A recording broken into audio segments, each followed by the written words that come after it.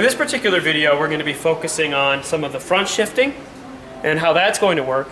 And we're also going to touch briefly on the set screws, or the limit screws. And those on the rear derailleur, you have a great shot of these two screws right here. A lot of people think these have something to do with how the bike actually shifts between gears, and that is completely false. It couldn't be further from the truth. All these are is to be thought of as bookends. They're just going to bookend the shelf that is the shifting. So if we have 7 gears, there's 7 books. If that bookshelf goes too far, it can fall off the edge of the shelf. That's all these screws do. They limit how far the derailleur will go from this point into the wheel, and how far the derailleur will go from this point into the frame. So if you have shifting issues in the middle, you should never touch these screws. Most of the time these screws should be set up out of the box without much of an issue. To be able to talk a little bit more in depth about the set screws, we're going to turn our attention to the front shifting. The front shifting will again have the 2 set screws on the top, which again we're only going to adjust if necessary. So as I pedal the bike, I'm going to check our front shifting. And a couple of the things we want to check on the front shifting is when we shift it up into the middle ring using our shifter. It should shift cleanly. Now that little bit of noise is common. You will hear that gear noise depending on what gear you're on in the back. So don't let that deter you from thinking that the derailleur is adjusted correctly. So you want to make sure that if you hear a little bit of that noise in some of the gear options, that's not a problem. That should not be something that should cause you concern.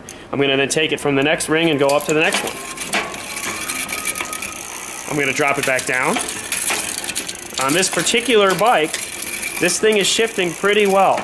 I would like to talk about the set screws now, and if you see, this derailleur, I'm going to stop that rear wheel, this derailleur has the option, if I hit it with the shifter, see how far over this derailleur can come this way?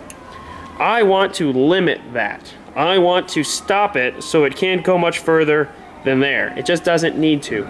I'm going to use this for the intensive purpose of showing you guys how the limit screws work. Now the limit screws on most of these will also be labeled, and I doubt you'll be able to get this on camera, but there is a low and a high limit screw, and it's labeled on the plastic in the front here. The best way to think about this is the low and the high gear in a car, or the light and the hard gear in the car is probably the better way to think about it. The H screw, because sometimes they'll just be labeled L and H. The H screw is your hardest gear. So in the rear, this is where it's a little bit different. In the rear, the H screw is actually the smallest cog. So sometimes people actually think the H is the highest, and that's not the case. So I'm going to come back here to the front. I'm going to find my high limit screw, which is this one right here. And as I push that shifter all the way over, I'm going to turn that limit screw. And you can see I actually can't go any further than that now. It's limiting how far that derailleur can go. So if I loosen this screw, now I can push the derailleur over further. If I tighten that screw, I can't. It's limiting how far that derailleur can go.